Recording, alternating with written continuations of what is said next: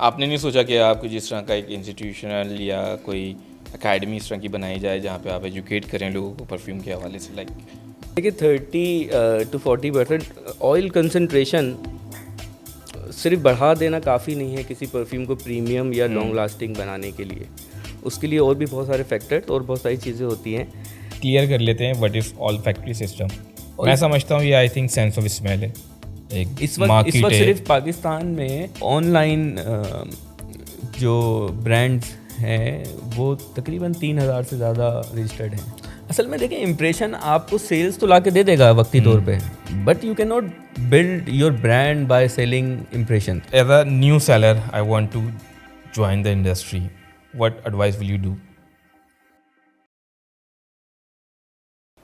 Hello everyone, this is Imran and this is behind the craft. और आज का जो हमारा टॉपिक होने वाला है वो है परफ्यूम्स। बहुत ज़माने से लोग परफ्यूम स्मेल कर रहे हैं मगर कोई इसके बारे में नहीं जानता प्रॉपरली। तो आज हम बात करने वाले हैं कि ये अच्छा है या बुरा। इस चीज़ पे कोई बात नहीं होने वाली। हमने बात करनी है लॉन्जेविटी, इसके मिथ और इसकी जो भी मिसकंसेप्शंस हैं उसके ऊपर as a consumer end point of view. इसी चीज़ को डिस्कस करने के लिए आज मेरे साथ मौजूद हैं एक ऐसे एक्सपर्ट जो कि 15 ईयर्स प्लस एक्सपीरियंस रखते हैं परफ्यूमरी में। आप उनको एज अ परफ्यूम एक्सपर्ट भी कह सकते हैं और well known in Pakistan. So this is the first time in the history. So let's start with mister Asad Saeed sahab. Welcome to the show. कैसे हैं आप? Thank you so much Imran. बिल्कुल ठीक। तो how did you started in a perfume industry? कैसे हुआ, मतलब तो बेसिकली मैं जॉब करता रहा हूँ किसी एक ब्रांड के लिए, पाकिस्तान के बड़े कौन से ब्रांड? Retail fashion brand. अब मेरा ख्याल है कि नाम अभी हम ना डिस्क्लोज करें। तो हेड ऑफ़ R&D वहाँ रहा हूँ, वहाँ काफ़ी एक्सपोजर मिला, काफ़ी सीखा। उसके अलावा अब करंटली भी एक अपनी कंपनी रन कर रहा हूँ जिसमें मैं मल्टीपल ब्रांड्स के लिए हम लोग परफ्यूम्स बनाते हैं। इस वक्त पाकिस्तान में तकरीबन 10 से 12 आपके जो टॉप के फैशन ब्रांड्स हैं, रिटेल फैशन ब्रांड्स, उनकी फ्रेगरेंसेस हम लोग डेवलप करते हैं। तकरीबन मोर देन 400 प्रोडक्ट्स मैं डेवलप कर चुका हूँ लास्ट कपल ऑफ ईयर्स में, जो कि आप आज भी अक्रॉस द पाकिस्तान अवेलेबल हैं, डिफरेंट सिटीज़ में, डिफरेंट ब्रांड्स में, डिफरेंट आउटलेट्स पे। तो हर सिटी में तकरीबन पाकिस्तान के आपको परफ्यूम्स मिलेंगे। तो मेरा ये एक्सपीरियंस है अल्हम्दुलिल्लाह परफ्यूम बनाने का। पिछले 15-16 साल से मैं इस इंडस्ट्री में काम कर रहा हूँ। तो आज आपके सामने बैठा हुआ हूँ। तो आज हमारे सामने बैठे हुए हैं एक परफ्यूम एक्सपर्ट, राइट? ऐसा ही है। तो माशाल्लाह से you have been in industry for 15 years. Yes. So now अगर मैं बात करूँ, यू स्टार्टेड 15 ईयर्स बैक और राइट नाउ, क्या डिफरेंस है उस वक्त का असद और आज के असद में? क्या फ़र्क है? देखिए, मैं थोड़ा सा आपको इंडस्ट्री का उस वक्त के बारे में बताऊं या असद के बारे में बताऊं? मैं असद के बारे में जानना चाहता हूँ। देखिए इंडस्ट्री तो एवरीबडी नो, अभी हम और बिल्डअप देखिए करेंगे। उस वक्त तो जिस वक्त that was starting of my career, जब मैंने ये काम स्टार्ट किया था और मुझे भी नहीं पता था कि मैं परफ्यूम में आ जाऊंगा।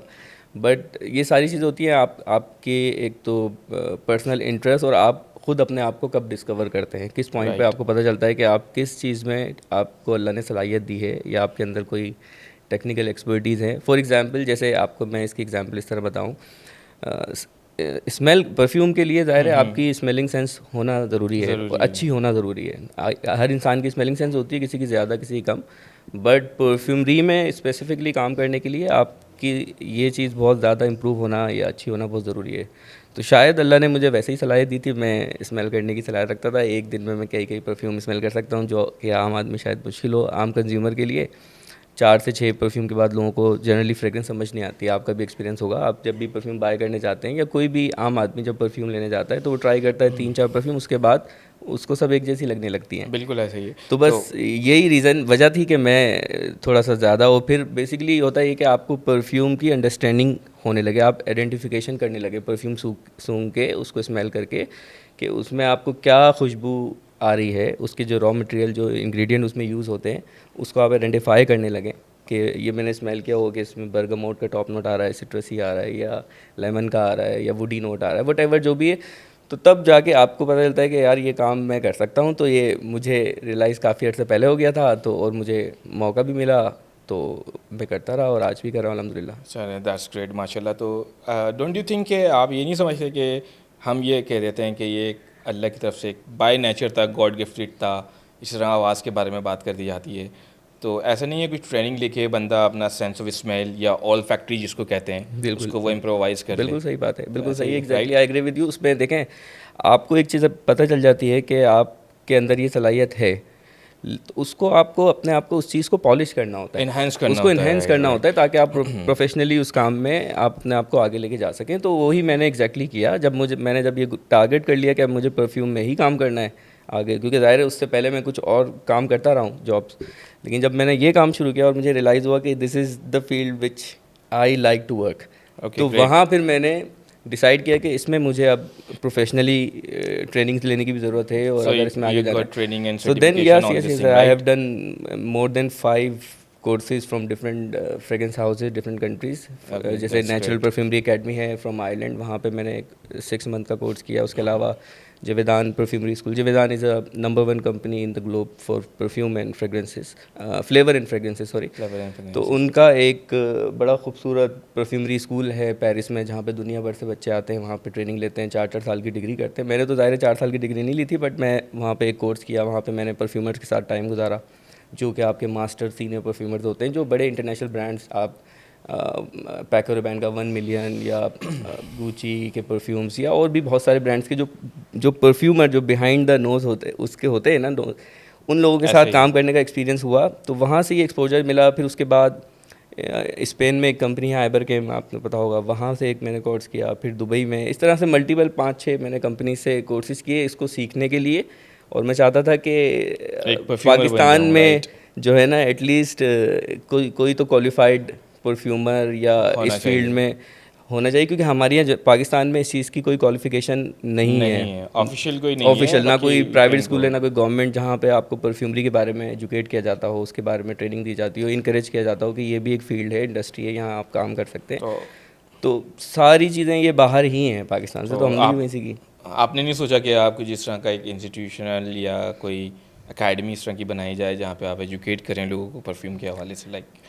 मैं उसमें हमने रिटेल में काफ़ी कोशिश की है लोगों को अवेयरनेस देने की। जैसे हमने मल्टीपल ब्रांड्स के लिए काम किया हुआ है मैंने, तो उसमें हम, ये नहीं होता कि हम सिर्फ उनको प्रोडक्ट बना के दे देते हैं और वो अपने educate भी कर रहे हम होते हैं उनके साथ-साथ पूरे उनको, रिटेल आउटलेट का जो स्टाफ का जो स्ट्रक्चर होता है वो भी उनको बताते हैं, उनकी ट्रेनिंग भी करवाते हैं। इस वक्त भी माशाल्लाह से पूरे पाकिस्तान में कई ब्रांड्स में जो लोग, लड़के लड़कियाँ जो सेल्स में इस वक्त भी खड़े हैं, तो वो बहुत सारे लोगों को मेरी ट्रेनिंग के कोर्सेज उन्होंने अटेंड किए हुए हैं। तो और बहुत सारे बड़े नोन ब्रांड्स में इस वक्त भी जो टीम है, चलें, सो दैट्स ग्रेट। तो उसमें हमने कोशिश की कि लोगों को एटलीस्ट, क्योंकि देखें ये चीज़ पास ऑन पब्लिक तक इसी तरह होगी कि ग्राउंड लेवल पे तो एक सेल्स करने वाला आदमी और कंज्यूमर का आमने सामने होता है ना, बिल्कुल ऐसे ही सबसे ज़्यादा क्वेश्चन उसको फेस करने होते हैं कि उसको कस्टमर को सेटिस्फाई करने के लिए, उसको अगर परफ्यूम की नॉलेज ही नहीं है तो वो लोगों को सेटिस्फाई नहीं कर सकता। तो इसलिए उसका अवेयर होना बहुत ज़रूरी है to pass this information to the consumer, general public. तो इसलिए हमने ये कोशिश की कि उनको एटलीस्ट हम ट्रेनिंग दे के खड़ा करें, ताकि वो फिर आगे लोगों को सही इन्फॉर्मेशन पास ऑन कर सकें। So that's great. तो इसी की एक काविश है जो हमने ये पॉडकास्ट स्टार्ट किया है, आप कह सकते हैं एक छोटा सा पार्ट के हम भी आम कंज्यूमर को एजुकेट कर रहे हैं। It is a very good initiative. मैंने जब मुझसे डिस्कस हुआ था तो मैंने कहा था बहुत अच्छा आइडिया है, क्योंकि इस तरह से पाकिस्तान में और पॉडकास्ट तो होती हैं बहुत सारे टॉपिक्स पे, बट ये कि लोगों को थोड़ा सा इन्फॉर्मेशन भी मिले, जहाँ थोड़ा सा उनको अपने प्रोफेशनल गाइडलाइन भी मिल सके कि वो इसको कैसे परसू कर सकते हैं एज अ कैरियर, जो नए लोग हैं। क्योंकि आजकल आपने देखा होगा जिस तरह से इंडस्ट्री लास्ट कुछ सालों में इवॉल्व हुई है पाकिस्तान, बहुत ज़्यादा इवॉल्व हो गई है। आई थिंक बहुत सैचुरेटेड हो गई है आज की इंडस्ट्री। हाँ हुई है, but still there is a very big market और बहुत गैप है अभी भी बहुत गैप है। बस तरीका सही होना चाहिए परफ्यूम का लाने का। असल में अब तो बहुत सारे न्यूबीज़ आ गए हैं, बहुत सारे ऑनलाइन ब्रांड्स आ गए हैं। जब हमने उस वक्त शुरू किया था उस वक्त तो कोई पाकिस्तान का लोकल ब्रांड ही नहीं काम करता था। उस वक्त जब मैंने स्टार्ट किया था 2009 में परफ्यूम का काम, तो पाकिस्तान में उस वक्त सिर्फ 2 ही ऑप्शन थे लोगों के पास। एक होता था या तो आप इंटरनेशनल ब्रांडेड परफ्यूम खरीदें, जो कि starting from 4500 rupees that time, और आप आ जाए, या तो फिर बिल्कुल ही जो रेप्लिका या इम्प्रेशन जो चाइना की और दुबई से जो आते थे, वो बिल्कुल ही आपको गिफ्ट शॉप्स पे मिलते थे 1200-1500 रुपये वाले। तो there is a huge gap between 1000 to 4000, यानी इसके बीच में अगर किसी को 2500 रुपये का परफ्यूम खरीदना है तो कोई ऑप्शन ही नहीं था उसके पास। आजकल तो सबसे पहले मैं आपसे जानना चाहूँगा, व्हाट इज़ परफ्यूम?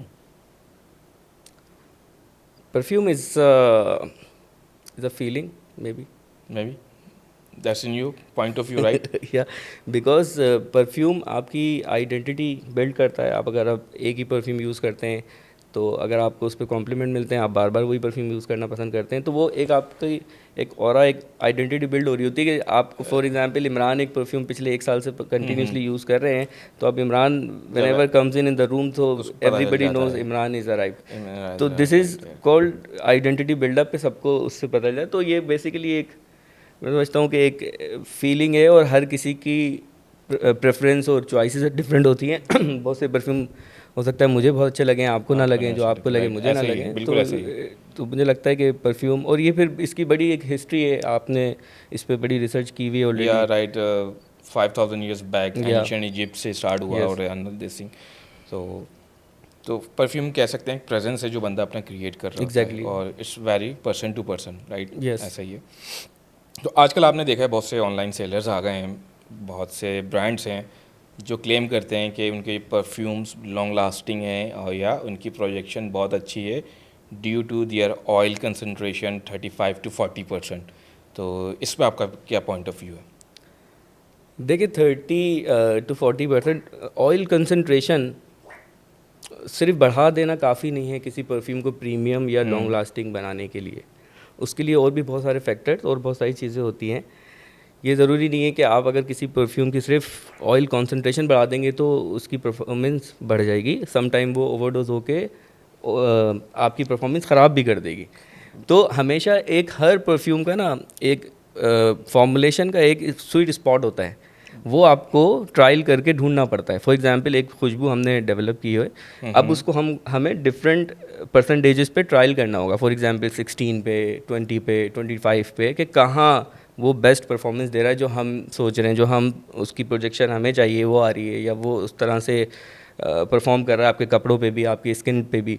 मल्टीपल चीज़ों पे आपको ट्राई करना पड़ता है, तब जाके वो डिसाइड होता है कि इसकी परसेंटेज कितनी होनी चाहिए. इट्स नॉट कि मैं कहूँ कि बस मैं 30% ब्लाइंडली इसमें डाल दूंगा तो ये अच्छा परफॉर्म करेगा. सम टाइम 16% वाला परफ्यूम आपके 30% वाले से ज़्यादा प्रोजेक्शन भी देगा, लास्टिंग भी देगा. It's depend on the formulation और उसकी processing and the quality of raw material which going to use in the perfume. उस पर डिपेंड करता है कि आपकी परफ्यूम की क्वालिटी कैसी होगी और प्रोजेक्शन कैसी होगी. इट्स नॉट अबाउट के ओनली आप परसेंटेज. ये एक मार्केट की one of the biggest gimmick कह सकते हैं हम इसको, में से एक है कि आप बोलें कि मेरा परफ्यूम में 35% लास्टिंग है. अच्छा चलें, एक इसके में हम इस तरह से एग्जांपल ले लेते हैं इस चीज़ को क्लियर करने के लिए लोगों के लिए, कि आप कहते हैं कि 35% मेरी लास्टिंग है और कंसंट्रेशन ऑयल कंसंट्रेशन इसकी 35%, हाँ सॉरी 35% इसकी ऑयल कंसंट्रेशन है, इसलिए हमारा परफ्यूम है अच्छा है, लॉन्ग लास्टिंग है. लेकिन आपका अच्छे का बेंचमार्क क्या है? आपका अच्छे का बेंचमार्क इंटरनेशनल ब्रांड है जिसकी आप रेप्लिका बना रहे हैं, ठीक है? तो आप क्या समझते हैं कि नहीं, मैं इसको ज़रा पूरा करना चाहूँगा. ओके. आपका बेंचमार्क ये है कि ये मेरा परफ्यूम है, इसका मैंने इंप्रेशन बनाया है और मैं 35% डाल के अब मेरी क्वालिटी इतनी लास्टिंग आ रही है. तो एक्चुअली जो ओरिजिनल परफ्यूम है वो तो नहीं डाल रहा 35%, वो तो EDT लिखा हुआ है, वो तो बेबी 16 और लेस देन 16% भी आएंगे जो कैटेगरीज होती हैं. तो उसको आप अगर बेंचमार्क 16% वाला है तो आप 35% डाल के उसकी क्वालिटी को उससे कैसे मैच कर सकते हैं? उसमें फ्रेगरेंस ही सेम नहीं होगी कभी भी. राइट, ऐसा ही है. अच्छा, तो हमने बात तो कर ली लाइक कंसंट्रेशन की 35%, जितनी भी परसेंटेज हो वट एवर ऑयल की परसेंटेज.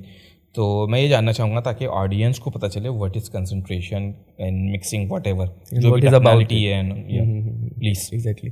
बेसिकली कंसंट्रेशन परफ्यूम को कैटेगरीज में डिवाइड करती है.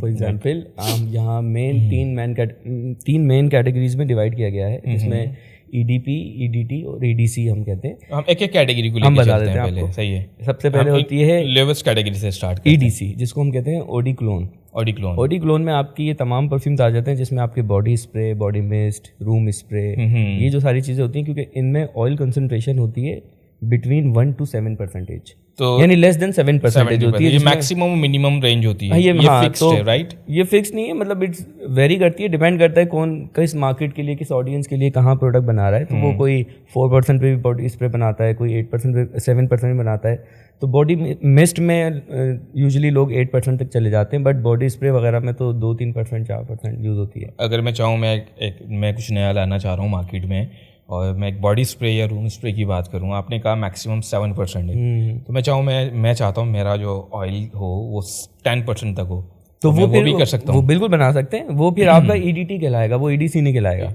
उसकी आपकी कैटेगरी चेंज हो जाएगी, वो अब आपका ऑडी टॉयलेट हो जाएगा, Audi EDT, toilet हो जिसमें 7 to 16% तक परसेंटेज आप यूज़ करते हैं।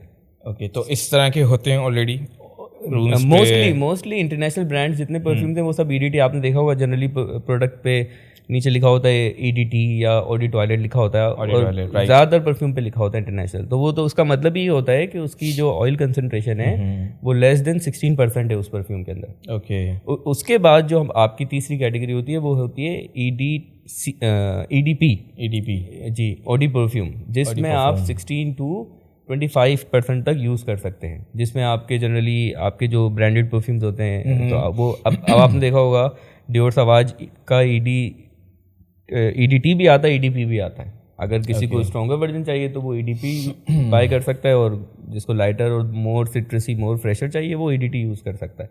तो इस तरीके से आप अपनी ऑडियंस के मुताबिक कहाँ किसके लिए लॉन्च करना है तो उसके मुताबिक परफ्यूम डिज़ाइन किया जाता है। तो लाइक हर परफ्यूम के पीछे एक ऑडियंस होती है, मैं ये समझाऊँ आपकी पॉइंट ऑफ व्यू से।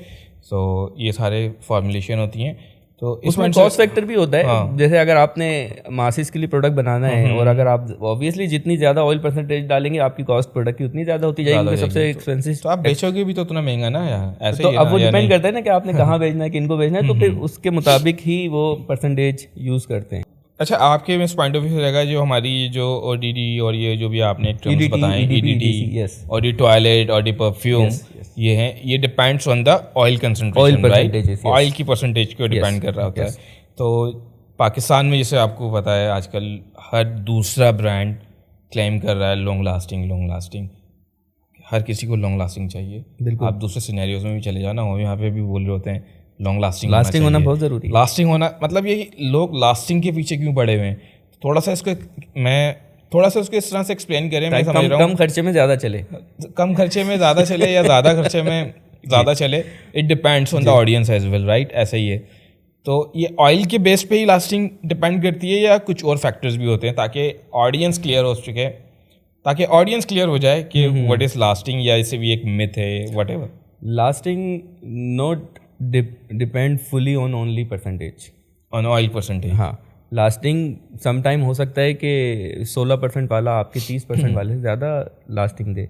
इट्स जैसा कि मैंने भी मेंशन किया कि वो डिपेंड करता है कि आप उसमें रॉ मटेरियल की क्वालिटी क्या यूज़ कर रहे हैं परफ्यूम को बनाने में, उसमें आप सिंथेटिक यूज़ कर रहे हैं, नेचुरल यूज़ कर रहे हैं, बहुत उस पर भी डिपेंड करता है। उसकी प्रोजेक्शन के ऊपर उसका बड़ा इम्पैक्ट होता है, और कि आप किस कैटेगरी में प्रोडक्ट बना रहे हैं, लास्टिंग उस पर भी डिपेंड करती है। जनरली EDP की लास्टिंग EDT और EDC से ज़्यादा समझी जाती है क्योंकि उसमें ऑयल परसेंटेज ज़्यादा होती है, और उसकी प्रोसेसिंग जो भी इंटरनेशनल ब्रांड उसको इस तरीके से बनाते हैं तो उसमें होती भी है। तो इस तरह से मुझे एक और सवाल आया, लाइक अगर लास्टिंग की बात करें, अगर EDD और ऑडी परफ्यूम और टॉयलेट इनको छोड़ देते हैं तो ऑयल बेस्ड परफ्यूम जिनको हम अतर कहते हैं, हम डायरेक्टली वो लगा लें तो लास्टिंग तो बहुत अच्छी होगी और प्रोजेक्शन भी बहुत अच्छी होगी, ऐसा ही है? लास्टिंग हो सकती है बट उसकी प्रोजेक्शन नहीं हो सकती, क्योंकि प्रोजेक्शन के लिए टॉप नोट के फैलाने के लिए आपका अल्कोहल उसमें हेल्प करता है। तो अच्छा चलें, अगर आप फॉर एग्जांपल उसमें अल्कोहल नहीं है और आपने बस सिर्फ लगाया है तो वो ऑब्वियसली जब तक आपकी स्किन पे ऑयल रहेगा तो वो अपनी खुशबू देता रहेगा। बट अल्कोहल बेस्ड से ये होता है कि जब आप उसको स्प्रे करते हैं तो वो उसको एवोपरेट होने में हेल्प करता है और वो स्प्रेड होता है पूरी बॉडी पे या पूरे कपड़ों पे, तो जिसकी वजह से वो आप एक प्रोजेक्शन अच्छी मिलती है उससे। तो इसलिए अल्कोहल का यूज़ होना ज़रूरी है उसमें। तो मगर ज़्यादातर जो नोटिस किया गया है, लाइक जो अतर लगा रहे होते हैं, अगर मैं बात करूँ मतलब बहुत डायनामिक और हार्श किस्म के होते हैं, लाइक जैसे ऊद के लें, एक बहुत हार्श किस्म की फ्रेगनेंस रखता है ऊद इटसेल्फ। बंदा आता है, किसी को नहीं अच्छी लगती, और बहुत से लोग हैं जो उसके बहुत से दीवाने हैं, बहुत लोग। बेस नोट में भी आई थिंक हम ज़्यादातर यूद बोल रहा हूँ, ऊद यूज़ करते हैं, अंबर यूज़ कर रहे होते हैं। तो अतर की स्मेल बहुत ज़्यादा हाई भी हो रही होती है, उसकी प्रोजेक्शन भी दिख रही होती है, या हम समझ रहे होते हैं वो प्रोजेक्शन है, या वो इरिटेट कर रहा होता है बंदे को इस हवाले से। सम टाइम कर सकता है। अगर आपको फॉर एग्जांपल आपने ओरिएंटल फ्रेग्रेंस यूज़ की है, जैसे आप बता रहे हैं ऊद या एम्बर, मस्क, ये चीज़ें जब यूज़ होती हैं तो ये इनकी नेचुरली स्ट्रेंथ इतनी ज़्यादा है, ये इतने स्ट्रॉन्ग होते हैं कि ये स्टे ज़्यादा करते हैं।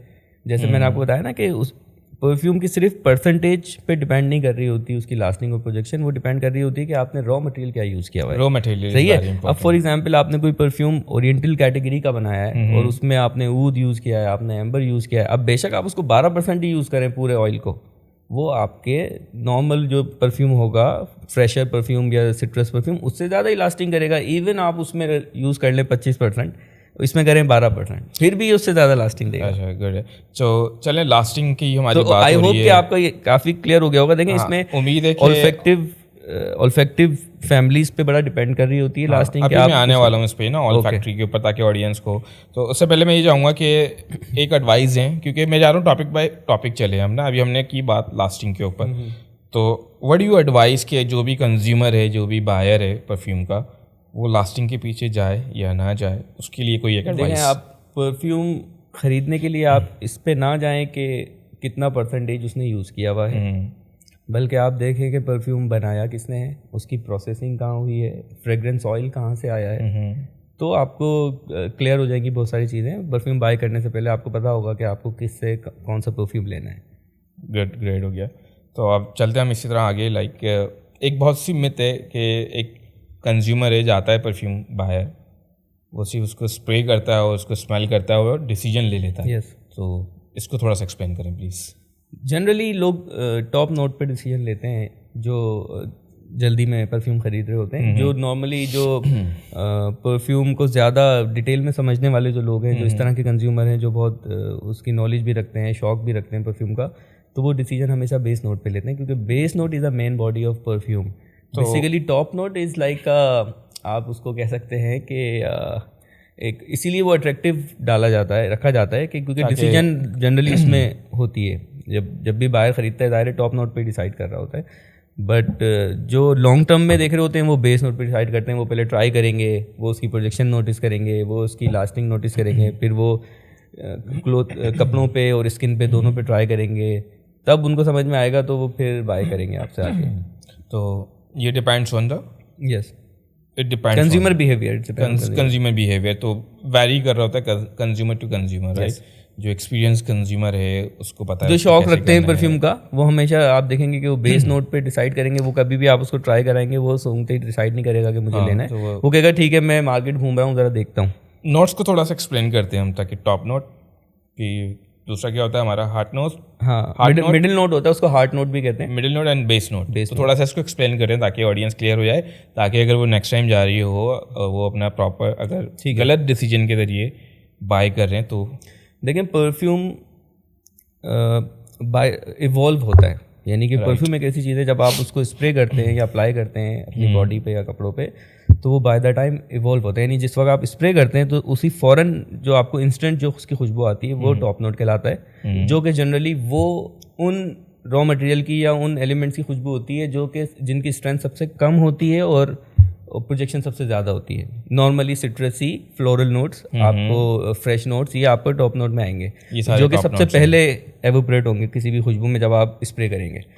It could very on long list. हाँ, इसकी ये टॉप नोट की टाइमिंग जनरली 1 से 10 मिनट के अंदर अंदर ख़त्म हो जाती है, फेड आउट हो जाती है, डिपेंडिंग ऑन द। हाँ, नहीं, ये ख़त्म हो जाती है, फिर परफ्यूम चेंज होके आपके मिडिल नोट पे चला जाता है। मिडिल नोट पे जी, जो कि ऑलमोस्ट मेन आपकी बॉडी होती है परफ्यूम की। ठीक है, तो उसमें क्या होता है कि जब आपके जो सबसे जो लोअर स्ट्रेंथ वाले जो रॉ मटेरियल हैं वो सबसे पहले एवेपोरेट होते हैं, वो आपके टॉप नोट कहलाता है। उसके बाद जो चीज़ें उसमें रह जाती हैं, फ्रूटी एलिमेंट्स और डिफरेंट चीज़ें वुडी, वो आपके मिडिल नोट में आ जाती हैं। फिर उसकी अपनी टाइमिंग वो पूरी करने के बाद जितनी उन रॉ मटेरियल की स्ट्रेंथ है, जब वो खुशबू ख़त्म होती है तो उसके बाद जो आपकी स्किन पे फ्रेग्रेंस रह जाती है वो उसका बेस नोट कहलाता है। बेस नोट में जनरली सबसे स्ट्रॉन्गेस्ट जो इंग्रेडिएंट होते हैं उस परफ्यूम में, जैसे वुडी, जैसे आपकी ऊद, एम्बर, मस्क, ये चीज़ें परफ्यूम को स्ट्रेंथ देने के लिए डाली जाती हैं। तो ये चीज़ों की खुशबू आपको बेस नोट पे आती है, और फिर वो जितनी स्ट्रेंथ होती है डिपेंडिंग ऑन उसकी लास्टिंग है, वो पूरा दिन भी रह सकती है, 6 घंटे भी, 8 घंटे भी, 2 दिन भी। It's depend on the perfume. Okay, it depends on the perfume, right, you said. तो हमने बात कर ली नोट्स के बारे में। आई थिंक उम्मीद है कि ऑडियंस को समझ में आ गया होगा और उनकी डिसीजन पावर हो जाएगी, राइट। डिसीजन आई होप कि मैंने उसका बड़ा क्लैरिटी के साथ इस बात का आंसर किया है। देखें, परफ्यूम इटसेल्फ ना, अभी जैसे कि आपने कहा, ये भी एक इंडस्ट्री है, इसमें भी बहुत सारी एजुकेशन की ज़रूरत है लोगों को। तो एक पॉडकास्ट में हम तो इतना कवर नहीं कर सकते, बिल्कुल सही बात तो it need multiple series. Exactly. So later on इंशाल्लाह हम करेंगे। तो जो कंज्यूमर बिहेवियर होता है वो ज़्यादातर होता है लास्टिंग को देखते हैं। आम जनरल ऑडियंस की बात की जाए, ये आपने बात की top note, middle note and base note की बात कर दी, उसके बाद आपने बता दिया हमारा प्रोजेक्शन कैसा है। तो कंज्यूमर को फ़ौरन डिसीजन कैसे लेना चाहिए, या देखें एक चीज़ ये होती है लाइक एक परफ्यूम मैं लगा रहा हूँ, वही सेम परफ्यूम आप लगा रहे हो, ये एक डिसीजन ये होता है कि यार ये परफ्यूम इमरान ने यूज़ किया तो मैं भी यूज़ करूँगा। तो थोड़ा सा इसमें क्लियर ये करना है कि परफ्यूम पर्सन टू पर्सन भी वेरी कर रहा होता है अगर सेम परफ्यूम लगा दें, ड्यू टू केमिस्ट्री और I don't know skin type, because skin type और इन्वायरमेंट हो सकता है आपने वो परफ्यूम किसी और इन्वायरमेंट में यूज़ किया हो, आपकी ऑब्वियसली स्किन टाइप भी अलग है, मैं यूज़ करूँगा, मैं अपने इन्वायरमेंट में यूज़ करूँगा और मेरी स्किन टाइप भी अलग है, तो हम दोनों पे उस सेम परफ्यूम की खुशबू डिफरेंट हो सकती है और ये नॉर्मल है। ये नॉर्मल है वो, क्योंकि परफ्यूम सिर्फ आपकी बॉडी पे जाके बैठता नहीं है, वो उसके साथ इंटरेक्ट करता है, आपके स्वेट के साथ इंटरेक्ट कर रहा होता है, राइट? आपकी स्किन के साथ इंटरेक्ट करता है और उसका जो रिजल्ट आता है वो खुशबू की सूरत में हमें फील होता है, जो कि सबका डिफरेंट हो सकता है, एक्सपीरियंस एक जैसा नहीं होगा। ज़ाहिर है आपकी स्किन के साथ इंटरेक्ट केमिकल करेगा तो उसका रिएक्शन कुछ और होगा, मेरी स्किन के साथ करेगा तो उसका रिएक्शन थोड़ा डिफरेंट हो सकता है। इसको कह सकते हैं हमें कि केमिस्ट्री है पूरी, राइट? या ये है ही एक पूरा केमिस्ट्री, केमिस्ट का ही काम होता है, perfumer it's almost chemist. Oh that's great, अच्छी बात है। आप एक परफ्यूम बनाने के लिए आपको पता है तकरीबन कोई 4000 तक इंग्रेडिएंट याद करने हो जाते हैं। तो आपको याद है परफ्यूम बनाने के लिए 4000 तो नहीं, लेकिन कितने याद है? काफ़ी याद है, बना सकता हूँ यार, जाते हुए बता दिएगा मुझे। तो नोट्स की बात हो गई। अच्छा, नोट्स में आई थिंक एक सिस्टम होता है ऑल फैक्ट्री सिस्टम, तो आई थिंक ऑडियंस को नहीं पता या पता होगा, तो हम इसको भी थोड़ा सा क्लियर कर लेते हैं what is all factory system. मैं समझता हूँ ये I think sense of smell है। ऑल्फैक्टिव बेसिकली कहते हैं कि परफ्यूम्स को डिफरेंट कैटेगरीज में डिवाइड करने के लिए फ्रेग्रेंस को फैमिलीज में डिवाइड किया गया हुआ है, जैसे फ्लोरल फैमिली, फ्रूटी फैमिली, क्योंकि जब आप फ्लोरल की बात करते हैं तो वो किसी एक फूल की बात नहीं हो रही ना, वो फिर दुनिया में जितने भी फूल हैं उनमें से किसी से भी उसकी खुशबू एक्सट्रैक्ट करके लाएगा तो वो फ्लोरल कैटेगरी में कहलाएगा। इसी तरह से फ्रूटी होता है, फिर स्पाइसी होता है, वुडी होता है, ओरिएंटल होता है और सिट्रस होता है। तो ये सारे, जैसे स्पाइसी से आता है, फ्रूटी नोट फ्रूट्स से आता है, तो बेसिकली इनको कैटेगरी में डिवाइड, इस पूरे जो एक ये पूरी फैमिली स्ट्रक्चर है इसको हम ऑल्फैक्टिव कहते हैं, ऑल्फैक्टिव कैटेगरीज। ऑल्फैक्टिव या ऑल फैक्ट्री? ऑल्फैक्टिव। ऑल्फैक्टिव अलग है और ऑल फैक्ट्री अलग है आई थिंक। ऑल फैक्ट्री उसी का एक्सटेंडेड, वो किसी और मतलब के लिए यूज किया जाता है। ऑल फैक्ट्री जो है ना, हाँ आई थिंक मैं क्लियर करता हूँ। ऑल फैक्ट्री इज आपका सेंस ऑफ स्मेल सिस्टम। जैसे आपने शुरू में एक बात की, मैंने आपसे पूछा था what is fragrance, what is perfume, you said it's emotion, feelings. तो वो फीलिंग इस तरह से है लाइक के जो आपका ऑल फैक्ट्री सिस्टम है ना सेंस ऑफ स्मेल का, वो आप फ़ौरन लेते हो, आपकी जो फर्स्ट थिंग होती है ना वो आपके इमोशन से कनेक्ट होती है। तो हमारे माइंड में एक पार्ट होता है एमेगडिला, ये वो ऑल फैक्ट्री सिस्टम वहाँ तक उसको पहुँचाता है, instantly with in the fraction of the second वो उसको पहचान लेता है कि यार अभी इमरान आया था, ये फ्रेगनेंस इमरान लगा था, तो that's connect with emotions. All factory, okay. तो ये थोड़ी सी साइंस आ गई इसके अंदर। सही। तो बहुत से लोग हैं कि लाइक अगर हम बात करें अब हम परफ्यूम लगाने की, कि कोई कहता है आपके पॉइंट्स पे लगाने चाहिए, क्या कहते हैं पल्स पॉइंट पे, पल्स पॉइंट पे लगाने चाहिए। बहुत से लोग कहते हैं आपको कपड़ों पे स्प्रे करना चाहिए। अगर किसी को स्किन पे लगाने में प्रॉब्लम है, वो कंफर्टेबल नहीं फील करता स्किन पे, तो वो कपड़ों पे भी इस्तेमाल कर सकता है। But perfume basic generally skin friendly बनाए जाते हैं, जो कि उसमें वो सारे रॉ मटेरियल उतने मिकदार में और वही यूज़ किए जाते हैं जो कि आप स्किन पे अप्लाई कर सकते हैं विदाउट एनी हार्मफुल इम्पैक्ट। तो असद आप समझते हैं कि बहुत से लाइक अगर परफ्यूम है उसके कोई हेल्थ नुकसान हो सकते हैं, साइड इफ़ेक्ट हो सकते हैं, क्या आपने कहा स्किन पे लगा दें या कपड़ों पे लगा लें? क्योंकि बहुत से मिथ है लोगों के अंदर, कुछ लोग स्किन पे लगाते हैं जो पल्स पॉइंट होते हैं और कुछ लोग लगाते हैं कपड़ों पे। So what do you think कि इज़ इट राइट? देखें, पल्स पॉइंट पे तो रिकमेंडेड इसलिए होता है कि वो हीट वहाँ पे जनरेट होती है पल्स पॉइंट पे, और उससे आपकी परफ्यूम की प्रोजेक्शन बढ़ने का चांस होता है, बढ़ सकती है, वो बढ़ती भी है।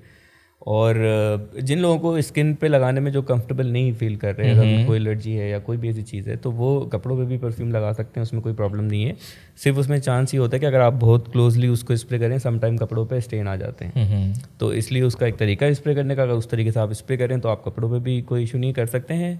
स्किन पे आपने पूछा कि क्या वो हार्मफुल हो सकता है परफ्यूम अगर हम यूज़ करें? बिल्कुल, अगर कोई चीज़ की ज़्यादती की जाए तो वो बिल्कुल हार्मफुल हो सकता है। बिल्कुल ऐसा ही है। तो परफ्यूम के लिए भी बेसिकली, क्योंकि इसमें केमिकल यूज़ होते हैं रॉ मटेरियल की सूरत में, तो उसके लिए उसकी एक अप्रूवल बॉडी होती है इफ्रा, जो कि यूरोप में होती है, और वहाँ पे कोई भी परफ्यूम लॉन्च करने से पहले आपको इफ्रा से अप्रूव कराना पड़ता है, रेगुलाइज कराना पड़ता है। उसमें उन्होंने एक सर्टन परसेंटेजेस डिफाइन की हुई हैं कि आप ये पर्टिकुलर इंग्रेडिएंट इस ही मिकदार में यूज़ कर सकते हैं, ये वाला इतना कर सकते हैं, ये इतना। तो ऐसा नहीं हो सकता कि आप उसको अपनी मर्ज़ी से आप कोई भी रॉ मटेरियल लें और उसमें मिक्स कर दें। तो उसका एक ख़ास फार्मूलेशन होती है, और वो परफ्यूम अच्छा भी तभी बनता है जब उसको एक ख़ास फार्मूलेशन के तहत अच्छा उसको फॉर्मुलेट किया जाए।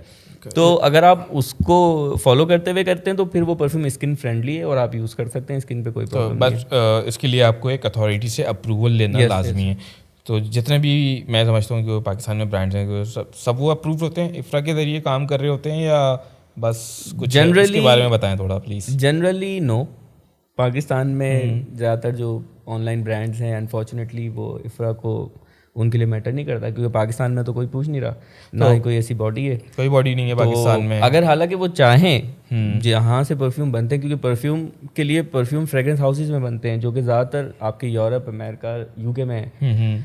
तो जो फ्रेग्रेंस हाउसेस को अगर आप कहें कि हमें इफ्रा रेगुलाइज फ्रेग्रेंस ही बनानी है तो वो बना के दे सकते हैं, जब वो बाकी दुनिया को दे रहे हैं तो हमें भी दे सकते हैं। लेकिन अनफॉर्चुनेट है ये कि हमारे लोग उस चीज़ की केयर नहीं करते, और उसको बगैर इफ्रा के भी परफ्यूम यहाँ पे तो चल रहा है नॉर्मली, पाकिस्तान में चल रहा है, कोई पूछने वाला नहीं है। अच्छा, नॉर्मली जो ऑडियंस है उनको भी चाहिए ना कुछ सस्ता चीज़ मिल जाए, अच्छा परफ्यूम सस्ते में मिल जाए। तो अब वो अवेयरनेस नहीं है लोगों को, उसकी वजह से भी समझ आप कर ले मिसगाइड, थोड़ा सा मार्केटिंग इस तरह से की जाती है अपने प्रोडक्ट की यहाँ पे पाकिस्तान में। कोई उसकी लिमिट तो है नहीं, कोई कुछ भी क्लेम कर सकता है। जिस तरह से अभी आपने कहा कि मैं ऐड देखता हूँ अक्सर 35-40% क्लेम हो रहा होता है कि इसमें परसेंटेज है, तो इसलिए मेरा परफ्यूम प्रीमियम है। सो बेसिकली ये गलत एजुकेशन है ना, गलत तरीके से लोगों को अवेयरनेस दी जा रही है। जो एक्चुअल चीज़ है वो तो ऐसा नहीं है कि आप परसेंटेज 40 डाल देंगे तो उसकी लास्टिंग बढ़ जाएगी, ऐसा नहीं है। तो जो अभी मैंने आपको एक्सप्लेन भी किया, तो देखिए ना, आप एक इतनी ह्यूज मार्केट कवर हो चुकी है और सैचुरेटेड हो गई है। अगर मैं कहूँ होल सेलर्स जो इतने बैठे हुए हैं, हमारे कराची की बात करें, एक इस वक्त सिर्फ पाकिस्तान में ऑनलाइन जो ब्रांड्स हैं वो तकरीबन 3000 से ज़्यादा रजिस्टर्ड हैं। बिल्कुल, जो 3000 से ज़्यादा सिर्फ ऑनलाइन सेलर रजिस्टर्ड हैं। कहाँ पे रजिस्टर्ड हैं वो? लाइक कोई अथॉरिटी के साथ? ऑब्वियसली जहाँ कंपनी की रजिस्ट्रेशन होती है, कंपनी रजिस्ट्रेशन में। उसमें से कितने होंगे आप समझते हो कि जो इफ्रा कोई रेगुलेशन को फॉलो कर रहे होंगे? ना, कोई भी नहीं। और जो ब्रांड ऑफ देम नो, हो सकता है, अब मैं बड़े ब्रांड्स का इस तरह से नाम नहीं ले सकता, लेकिन कुछ हमारे रिटेल फैशन ब्रांड्स हैं, उसमें may be few of them, but normally जो आप देखते हैं यहाँ पे लोकल मार्केट में बोतल गली में ऐसे चीज़ें बन रही हैं, शादी बाजार है लाहौर में, बड़ी मार्केट है ना, तो यहाँ पे तो खैर कोई पूछने वाला नहीं है कि परफ्यूम इफ्रा से अप्रूव्ड है कि नहीं है।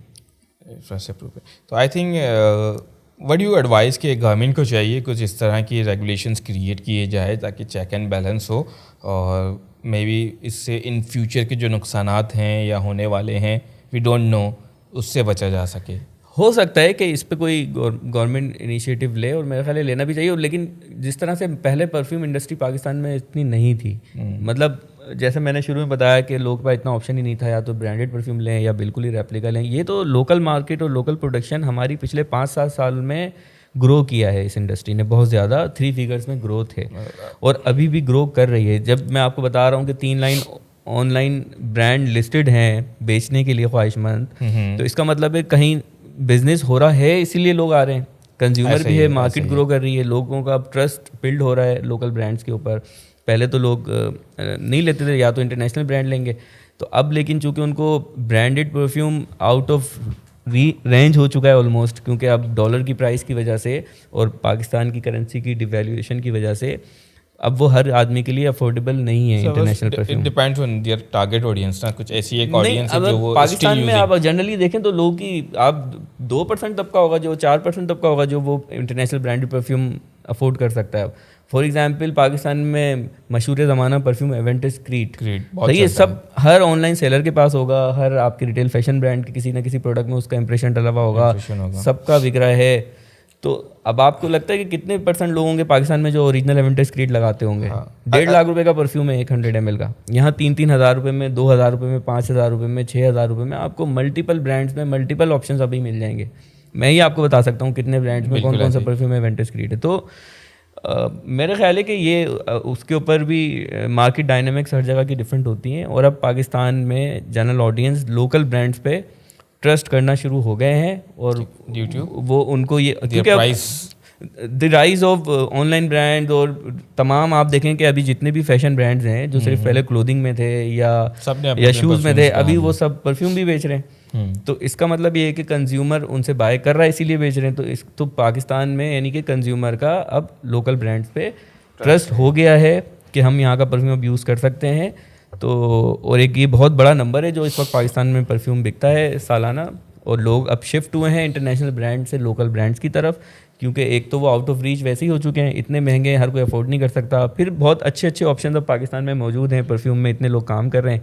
तो आई थिंक ये बड़ा अच्छा पॉजिटिव शिफ्ट है। आई थिंक सिर्फ पाकिस्तान में नहीं है, आई थिंक ये इंटरनेशनल लेवल पे भी हो रहा है। अगर हम दुबई की बात करें, बहुत से लोकल परफ्यूम्स ब्रांड वहाँ पे ऑलरेडी काम कर रहे हैं। वहाँ पहले से ही है ना, मैं वही बता रहा हूँ, जैसे यूएई की मार्केट है ना, वो हमसे बहुत पहले ही परफ्यूमरी में एस्टेब्लिश्ड है, वो तो पैदा उसमें हुए हैं, सही है। इसी तरह से यूरोप मार्केट, उससे पहले UK market, US market, African market, ये ऑलरेडी इस्टेब्लिश थी। पाकिस्तान में ये इंडस्ट्री बाद में आई है। फॉर एग्जांपल जैसे आपको बता रहा हूँ, पिछले 5-7 साल में, मैं तो तकरीबन 16 साल से परफ्यूम पाकिस्तान में बना रहा हूँ, जब ब्रांड्स ने शुरू किया था। तो उस वक्त तो एक भी ऑनलाइन सेलर नहीं था पाकिस्तान में। तो ये मेरे सामने ये सारा एक जर्नी हमारा है, जिसमें हमने देखा कि आज 4,000-3,000 ऑनलाइन सेलर परफ्यूम में आ गए। तो ये मेरे ख्याल है एक अच्छा पॉजिटिव शिफ्ट है कि आपकी लोकल इंडस्ट्री इससे ग्रो कर रही है, उसमें आपको अपॉर्चुनिटीज़ खुल रही हैं लोगों के लिए, जॉब्स के लिए, लोगों बिजनेस के लिए। एक नया प्रोडक्ट आ गया आपके पास जिसमें आप अपना बिजनेस शुरू कर सकते हैं, और इजीली लो बजट से शुरू कर सकते हैं। पहले तो लोगों को पता ही नहीं था ना कि ये प्रोसेसिंग होती कैसे, ये परफ्यूम बनता कैसे है जी, मतलब एक कोई साइंस समझी जाती थी बहुत बड़ी। बट अभी भी उसके पीछे साइंस ज़रूर है, बट अगर उसको आप तरीके से समझ के और उसके प्रोसीजर्स को सही तरह से फॉलो करके करेंगे तो डेफिनेटली आप इंटरनेशनल स्टैंडर्ड का प्रोडक्ट पाकिस्तान में बना सकते हैं। तो आपने कहा ना इट्स अ साइंस और इट्स अ क्राफ्टमैनशिप, यस ऐसे ही है एग्जैक्टली। तो मैं समझता हूँ जो पाकिस्तान में अभी जो ब्रांड चल रहे हैं ऑनलाइन, उसमें से अगर मैं कहूँ तो 10% ऐसे ब्रांड होंगे या 10% भी नहीं होंगे जो प्रॉपर क्राफ्टमैनशिप पे काम कर रहे हैं, क्योंकि हर चीज़ आपको अब बनी बनाई मिल जाती है, आपने जाना है। वो थोड़ा सा मेरे लिए डिसअपॉइंटमेंट है कि इस वक्त पाकिस्तान में तकरीबन 90% ऑनलाइन ब्रांड्स इंप्रेशन पे काम कर रहे हैं, इंप्रेशन पे काम और बाकायदा लिख के बेच रहे हैं कि this is the impression of Aventus, this is impression of Sauvage and this and that. अच्छा, इसी चीज़ पे इंप्रेशन पे आई थिंक कुछ सीन भी हो चुके हैं जो लोग पहले करते थे, इंप्रेशन ऑफ एवेंटिस क्रीड, तो उस पर अब लोगों ने वो यूज़ करना छोड़ दिए, वो अपने नाम देने लग गए।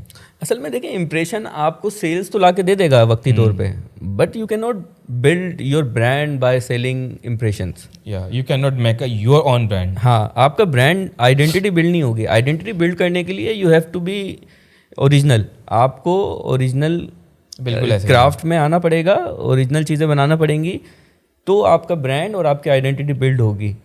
टॉम फोर्ड इसलिए है कि वो टॉम फोर्ड ओरिजिनल परफ्यूम बनाता है। क्या वो इंप्रेशन बेचा है उसने कभी किसी का? नहीं बेचा ना। तो इसीलिए हम लोग क्या है कि ज़्यादातर लोग इजी शॉर्टकट लगाने के चक्कर में इंप्रेशन परफ्यूम बेच देते हैं लिख के, कि मतलब आपको उनको ये पता है कि मैं ओरिजिनल में मुझे बहुत टाइम लगेगा, मुझे बहुत मार्केटिंग स्पेंड करना पड़ेगा, और एक बिल्ड करने में टाइम लगता है। किसी भी आप ब्रांड को, चाहे परफ्यूम हो कोई भी और प्रोडक्ट हो, उसको एक बिल्डअप में टाइम लगता है, वो इस्टेब्लिश होने में टाइम लेता है। तो लेकिन इंप्रेशन से ये होता है कि आप पहले दिन ही उस पर लिख देते हैं ये ब्लू डी शैनेल का इंप्रेशन है, ये इसका इंप्रेशन है। अब उसने कंज्यूमर ने जिसने वो फ्रेग्रेंस यूज़ की भी होगी, अगर फॉर एग्जांपल ब्लू डी शैनेल, तो उसको पता है बैक ऑफ द माइंड कि इसकी खुशबू ऐसी होती है। वो 100% भी मैच नहीं कर पाता, वो 100% मैच तो नहीं होती ऑब्वियसली। तो वो क्या करते हैं कि वो इंप्रेशन ट्राई कर लेते हैं कि चलो भाई 2000 में मिल रहा है तो क्या हर्ज है ट्राई करने में। बट ये बड़ा अनफॉर्चुनेट है, मार्केट को मैं समझता हूँ कि ओरिजिनल की तरफ आना चाहिए, और अब ये हो भी रहा है। जैसे जो अभी ब्रांड इस्टेब्लिश हो गए हैं पिछले 5-7 सालों में, जिन्होंने अपने आप को एक अच्छी पोजीशन पे खड़ा कर लिया है। तो अब वो शिफ्ट हो रहे हैं मगर from still impression to original. और मैं काफ़ी सारे ऐसे ब्रांड फाउंडर्स को जानता हूँ, मिलते हैं, हम लोग मशवरा करते हैं, तो मैं सबको यही मशवरा देता हूँ। मेरे बहुत सारे दोस्त हैं जो कि इस वक्त फाउंडर्स हैं ऑनलाइन ब्रांड्स के, बड़े इस्टेब्लिश ब्रांड्स के, मैं उनको भी यही मशवरा हमेशा, आज से नहीं, मैंने कई साल पहले भी उनको ये मशवरा दिया था कि आप ये इम्प्रेशन हटा दो, लेकिन अब माशाल्लाह से बहुत सारे लोगों ने मेरी बात करना शुरू कर दिया, वो हटा रहे हैं। केसेस हुए थे ऑनलाइन, इस तरह के लोग हुए थे, मेरा भी एक दोस्त है जो कर रहा था, तो they use to put that impression, अब उन्होंने वो चीज़ हटा दी है ताकि वो एक अपना, अब वो असल में उनका कंज्यूमर बेस बन गया होगा, तो अब वो चाह रहे होंगे कि अब हम आइडेंटिटी बिल्ड करें ताकि ब्रांड, लीगल इशू हुआ था उसके तहत इस तरह का मामला हुआ, क्योंकि वरना हर कोई ब्रांड उसमें कोई भी ब्रांड आपको सू कर सकता है अगर आप उसका नाम लिख के बेच रहे हैं तो। अच्छा, एक और चीज़ यहाँ से आई कि आपने बात की ये इम्प्रेशन बना दिया, लाइक सवाज का बना लिया या किसी भी ब्रांड का बना लिया। अगर मैं बात करूँ, मैं एक ओरिजिनल परफ्यूम उठाता हूँ और उसका मैं इम्प्रेशन या क्लोन उठाता हूँ, राइट। हमारे जो पाकिस्तानी परफ्यूम जो भी बन रहे हैं या रेप्लिका या व्हाटएवर, वो ज़्यादा अगर आप स्प्रे करते हो ना ऑन स्किन, वो आपको ज़्यादा ऑयली फील करता है ऑन स्किन, और वही इंटरनेशनल ले लो, वहाँ पे आपको ऑयल फील नहीं आता। What is this?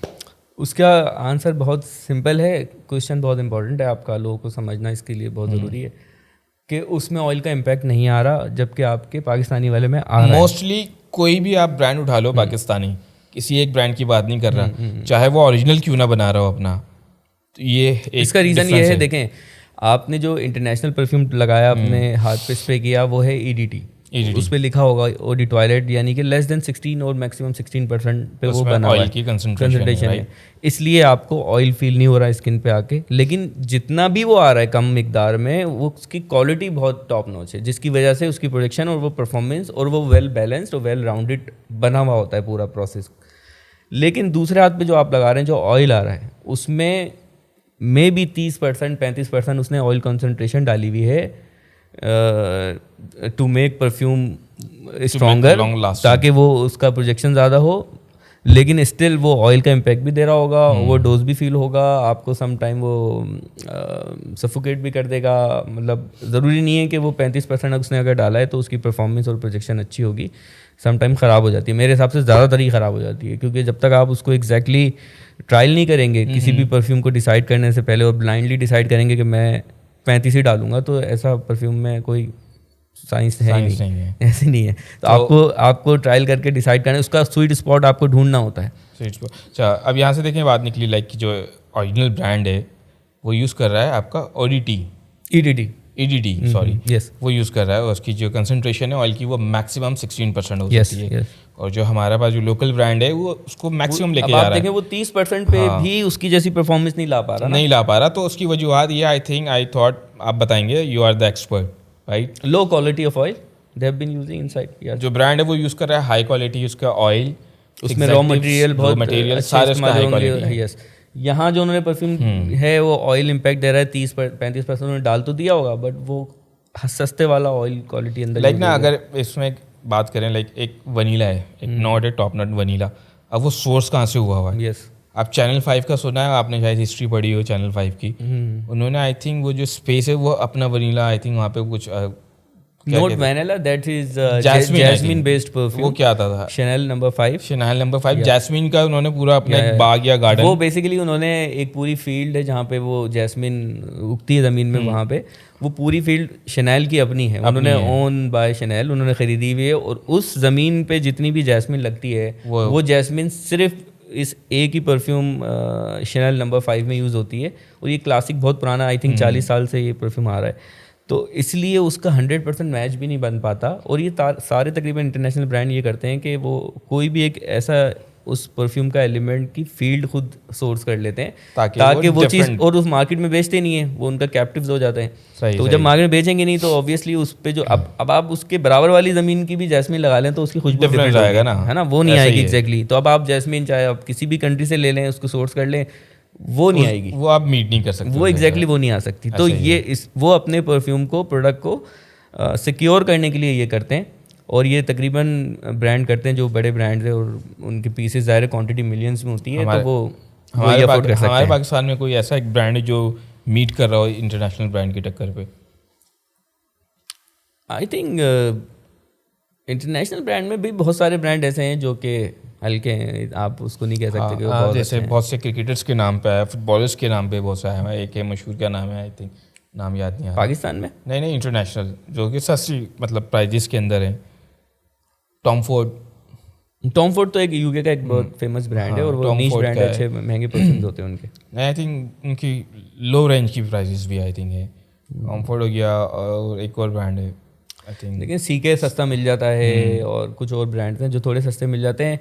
और उनकी ज़ाहिर हर ब्रांड की ना अपनी एक ऑडियंस होती है, टारगेट ऑडियंस की, उन्होंने किसको टारगेट करना है, अपना प्रोडक्ट किसको बेचना है, उसी के हिसाब से वो प्रोडक्ट बनाते हैं और उसी के मुताबिक उनकी प्राइस रेंज होती है। ऐसा ही है। तो बेसिकली वो ब्रांड की अपनी वो खुद डिफाइन करता है कि उसको क्या किस ऑडियंस को बेचना है। That's a great conversation with you Asad. तो आगे और भी बातें हैं मगर थोड़ा बहुत हम उसको और कंटिन्यू करते हैं। अब मैं as a new seller I want to join the industry, what advice will you do?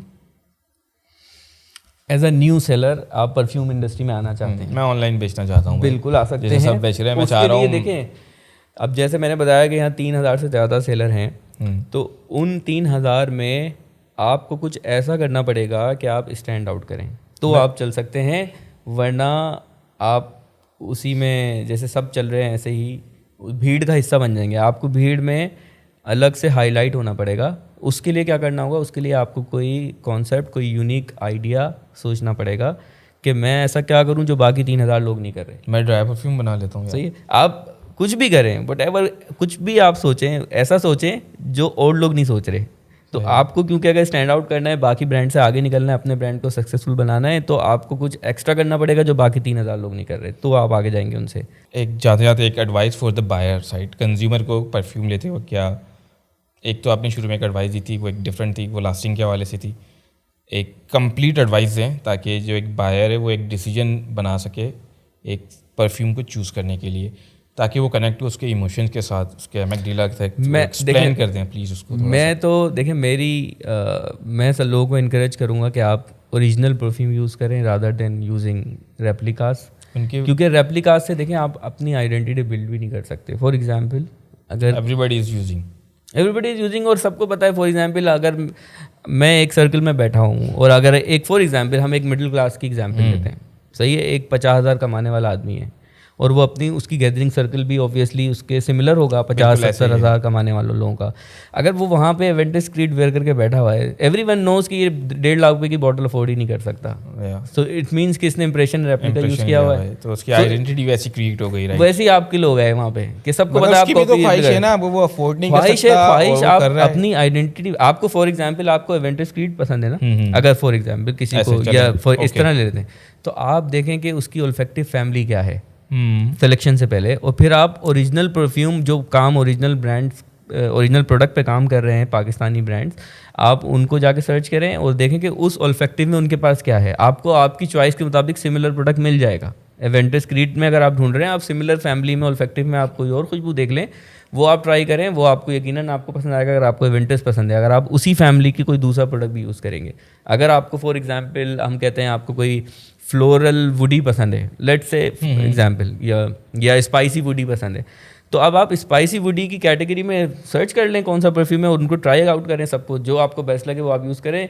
Rather than कि आप कोई जाके ऐसे मियाकी का लगा के अपना इंप्रेशन और घूमते रहें। तो मेरी पर्सनल राय ये है, इससे बहुत सारे लोग इख्तलाफ कर सकते हैं कि नहीं हम ओरिजिनल नहीं अफोर्ड कर सकते तो हम इंप्रेशन यूज़ कर रहे हैं, तो ठीक है, वो मैं उनकी रिस्पेक्ट करता हूँ, बट मेरी अपनी ओपिनियन ये है कि that's your point of view, right? आपको सबके अपने राइट्स हैं, you should be being original. अच्छा, एक और चीज़ ये होती है कि अगर एक परफ्यूम मैंने लगाया वो आपने लगाया तो मैं वही बाय कर लेता हूँ क्योंकि इमरान की फ्रेगनेंस है, इमरान यूज़ करता है, वो मतलब एक डिसीजन मेकिंग नहीं है कि किस माइंडसेट से आपको परफ्यूम बाय करना, वो माइंडसेट नहीं है हमारे पास। आप सबसे पहले कंज्यूमर के लिए ये है कि सबसे पहले आप ये आइडेंटिफाई करें कि आपको किस टाइप का या किस ओल्फैक्टिव की फ्रेगरेंस आपको पसंद आती है। पहले तो आप ये अपने आप का एनालिसिस करें। आप अपने जो आपने बेस्ट सेलर आई मीन जो बेस्ट टॉप चॉइसेस हैं आपके घर पे, 3 जो बेस्ट परफ्यूम है, आप जाके उसको देखें कि वो कौन कौन सी कैटेगरी के हैं जो आपको सबसे ज़्यादा मज़ा करा रहे हैं। तो कंज्यूमर को पता होती है कैटेगरीज, ऑब्वियसली स्मेल करके पता चल जाता है ना कि ये फ्लोरल टाइप है या वुडी टाइप है या फ्रूटी टाइप है या फ्रेश है या ओरिएंटल है, ऊद बेस्ड है। इतना तो जो परफ्यूम के यूज़र है वो समझता है अब। तो उसमें ये होता है कि आप अपनी जो आपकी जो बेस्ट चॉइस है उसको आप एनालाइज करें और फिर आप वो मार्केट में देखें कौन ओरिजिनल इस ऑल्फेक्टिव में मुझे परफ्यूम मिल रहा है, उसका सैंपल मंगाएं, ट्राई करें, अच्छा लगे तो आप लें। और बिल्कुल अच्छा मैं नहीं लगे हमेशा तो रेप्लिका पे वरना डटे आपके लिए रहें। वरना मैं खैर लोगों को इनकरेज नहीं करता रेप्लिका लेने पे, बाकी मर्जी है लोगों की। तो आप 15 साल से इंडस्ट्री में, तो क्या कोई आपका फ्यूचर में प्लान है कि आप भी कोई ब्रांड लॉन्च करें अपना परफ्यूम का? मेरा ब्रांड है ऑलरेडी। Yes, yes. चले हम उसको बाद में डिस्क्लोज करेंगे। अगर आपने डिस्क्लोज करना है तो मोस्ट वेलकम, या लीव इट। हाँ। So anything else mister Asad? मेरा ख्याल है हम इसको कंटिन्यू रखेंगे। आप Yeah, so जब this is हमें हमारा first मधु करेंगे episode है। या दोबारा हम हाजिर होंगे और फिर हम इसको कंटिन्यू कर सकते हैं। So that was a good discussion with mister Asad. उम्मीद है आप लोगों को बहुत सी चीज़ें क्लियर हुई होंगी परफ्यूम के हवाले से। और इसके अलावा आपके कोई भी क्वेश्चन हैं या कोई क्यूरी हैं तो you can drop it in the comment section, we definitely gonna reply it. और फिर मिलते हैं हम किसी और एपिसोड में, हमारा यही टॉपिक होगा फ्रेगनेंस के हवाले से। It's gonna be a complete show इंशाल्लाह soon. So till then stay motivated and this is behind the craft by Imran Rizwan. Thank you for watching.